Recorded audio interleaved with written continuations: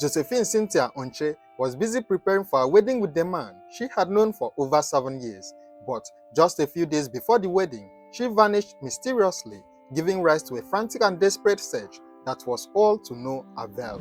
Her remains would then be discovered almost 2 years later, buried within a thick forest in Benue State.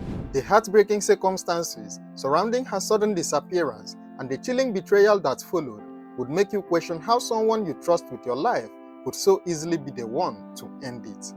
Josephine Cynthia, a 45-year-old officer with the Nigerian Security and Civil Defense Corps, had been deeply invested in her upcoming wedding.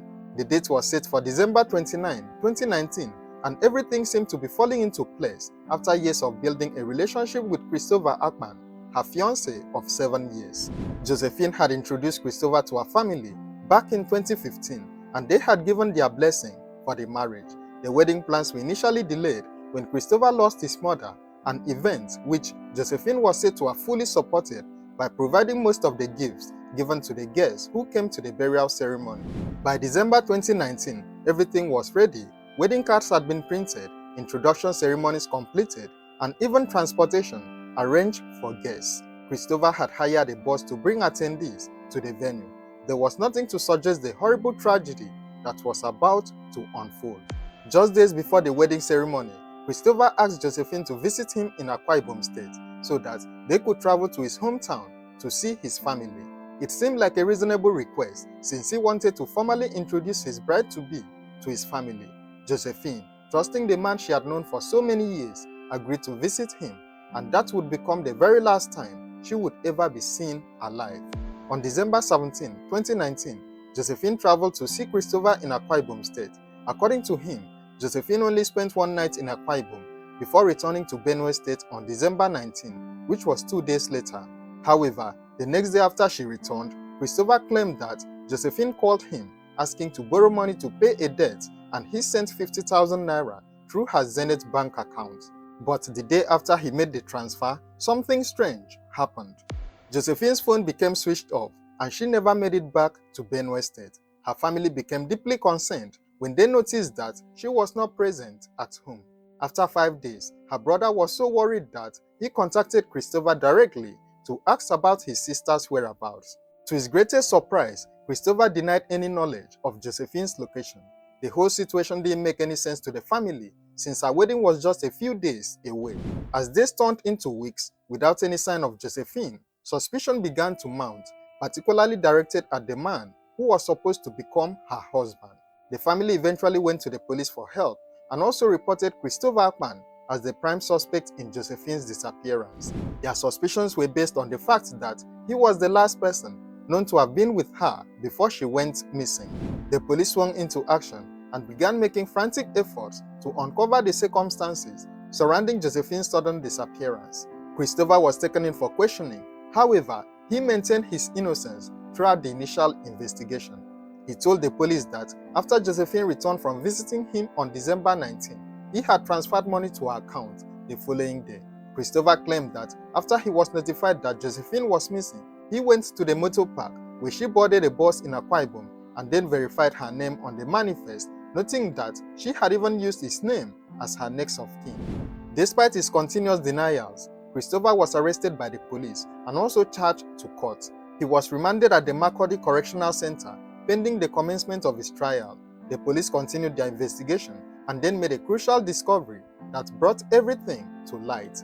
The police discovered that Josephine's last communication did not take place in Akwa Ibom State, but rather in the house of a native doctor named Afolabi Rafiu Akin, who was based in Adum, Obi local government area of Benue State.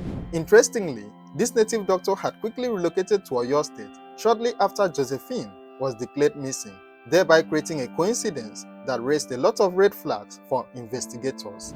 The police declared a manhunt for Afolabi, who was eventually apprehended almost 2 years later in a community in Ogun State. When interrogated, his confession flipped the entire case upside down and exposed a betrayal darker than anyone could have ever imagined. Without wasting any time, Afolabi revealed that it was Christopher who murdered Josephine. According to the native doctor, Christopher shot her in the head and also collected her blood in a calabash to be used for a money-making ritual. However, this was just his own side of the story, and also the beginning of a confession filled with so many conflicting lies. Based on this new information, the court granted an order for Christopher to be recalled from the Makurdi Correctional Center. When confronted with Afolabi's accusations, Christopher continued to deny any involvement in Josephine's disappearance or death. The two men told very different stories, with Christopher claiming he barely knew Afolabi. According to him, he met Afolabi just once in 2017 when he helped Josephine deliver a bag of charcoal to the native doctor's house. To settle the matter, both men were taken to the forest where Afolabi claimed they had buried Josephine. And in a chilling confirmation of the native doctor's story, the police found and also exhumed Josephine's remains from a shallow grave in the forest nearly 2 years after she had vanished. When questioned further, Christopher, who claimed to be a 57-year-old man from Akwa Ibom State and also a father of 5, insisted on his innocence. He explained that he lost his first wife many years ago, but it would later be discovered that the first wife suffered the same fate as poor Josephine. Christopher said he was a trader who bought and sold wooden mortars and pistols, as well as local instruments. He said he had initially lived in Enugu State, and Josephine would bring goods for him from Otukbo in Benue State, which was how they became close. He spoke of his deep love for Josephine, and also questioned why he would end the life of someone he loved so much, especially after going through all the preparations for their wedding. When asked why he became unreachable during the initial investigation, Christopher claimed his phone had gone bad around the time the police were looking for him. Afolabi, however, told a completely different story. The 67-year-old native of Shaki in Oyo State described himself as a native doctor, farmer and healer based in Lagos. He claimed to have the natural gift of using herbs to cure ailments and organizing special prayers and sacrifices for people in need. According to Afolabi, Josephine came to his shrine with a man in 2019. She told him she was selling wooden mortars and pistols and that she needed his help to make her business flourish. He charged her 14,000 naira for the job and also asked her to return in 3 days. When she came back, she mentioned her plans to get married and then requested medicine to help her get pregnant quickly. Afolabi claimed he prepared the medicine and then took it to her house, where he met Christopher for the very first time. However, while Josephine stepped outside, Christopher allegedly asked about Afolabi's work and expressed interest in performing a money ritual. Christopher reportedly told Afolabi that he had already used his previous wife for a money ritual, but that the money he made from it was only enough to build one house. The native doctor's account of what happened next was truly horrifying. He claimed that on December 19, around 6:30 p.m., he saw Josephine and Christopher in Otukbo, Benue State, and that later, Christopher came to his shrine and stated his intention to use Josephine for a money ritual, also promising to pay him the sum of 5 million naira for his services. According to Afolabi, Christopher deceived Josephine by telling her that they needed to perform a sacrifice to prevent what happened to his late wife from happening again. Christopher allegedly brought a calabash containing a python, pigeon, and soap. Afolabi took them to the forest, where Christopher set these items on fire, gathered the ashes, and put them in the calabash before leaving. They agreed to meet again in the forest at 10 p.m. that same night. When the time came, Christopher arrived with Josephine. Afolabi said he was not aware that Christopher was armed. Christopher sprayed a cloth on the ground and then asked Josephine to kneel for prayers. Before Afolabi could understand what was happening, Christopher allegedly shot Josephine in the head. He quickly grabbed the calabash and collected some of the blood coming out of her wound. Christopher then attempted to set the body on fire, but Afolabi stopped him, warning that the smoke would attract the villagers. Instead, Afolabi went home to get a hoe, and together they dug a shallow grave inside the forest to bury Josephine.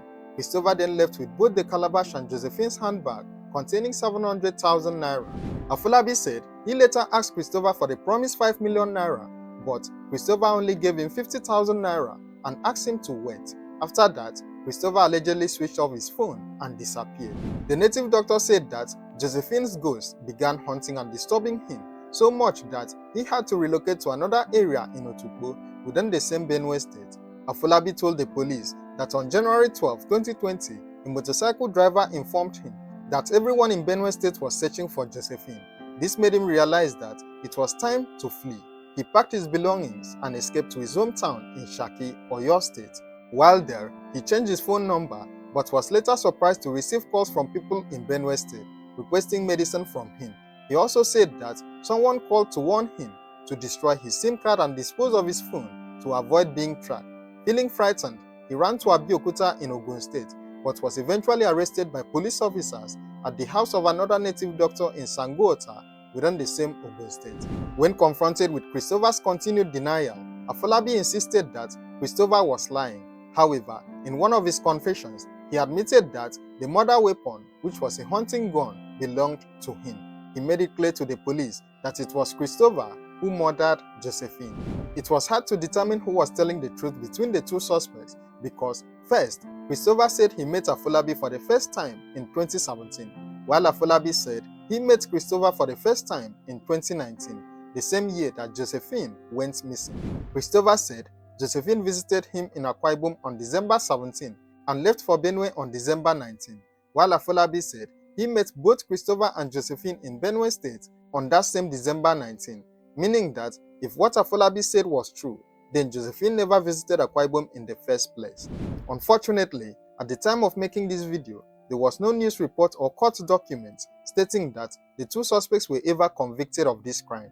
It is possible that they may have been tried and convicted without the media covering it. However, Josephine's remains were recovered and properly buried by her family. Who do you think was telling the truth between them? Share your thoughts on this case in the comments below, and don't forget to like, share and subscribe to this channel for more true crime stories. Thank you for watching and see you in the next video.